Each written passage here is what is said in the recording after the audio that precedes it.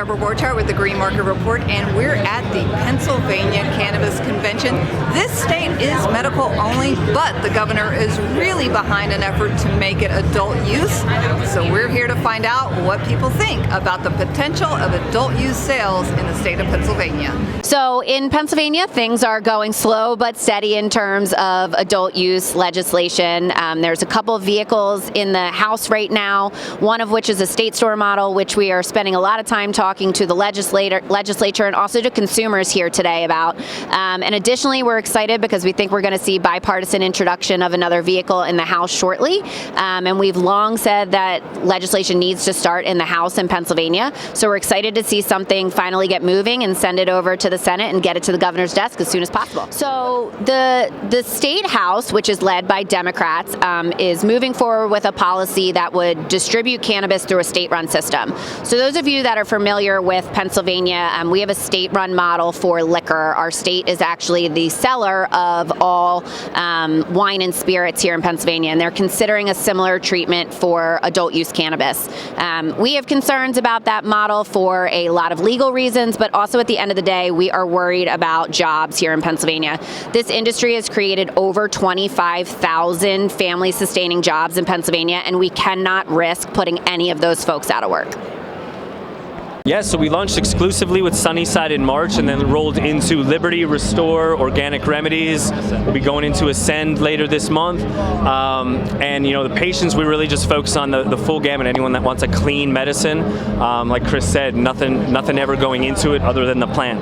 And what are your thoughts about potentially going adult use? Really exciting. I feel like we've been hearing this for years. This seems like the most that we're actually in Harrisburg on Tuesday for an event, hearing some where the direction's going. Personally, hope it doesn't go state store model, and we could be able to create. We have an opportunity to create things for folks like us, more like social equity. You don't have that amount to get a business started, and there's so much opportunity to create jobs within the state that if we go through that model, you're going to not only eliminate probably 25,000 jobs, but diminish a lot of potential for new job creation.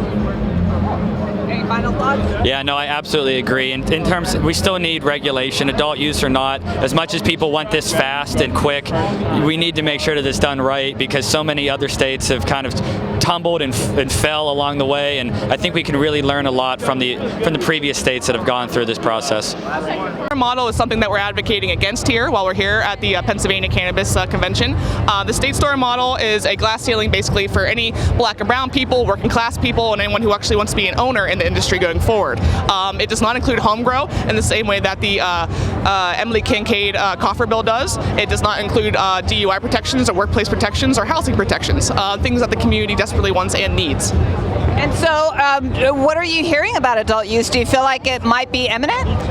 Yeah, well, imminent's a strong word. I think we do have a few election cycles until it actually comes to fruition in PA. That's because things like this are being implemented instead of comprehensive reform that people actually want.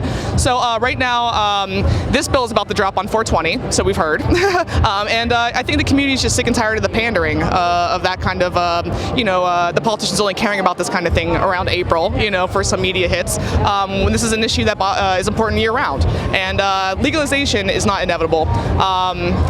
There are several legalization bills that have been implemented in the last few years, but none of them actually have any support from the Democrats, and definitely not the Republicans. So while the Republicans are actively hostile, the Democrats seem to be apathetic. I think it's almost two different kind of missions when you're talking about the people that are here just for the medicine, but legalization for rec, I think it just normalizes everything and it does help patients. So what I've seen here from the local community and patients here, everybody's very, very excited to have this event and to help push things forward. I'm Deborah Borchardt for the Green Market Report at the Pennsylvania Cannabis Convention.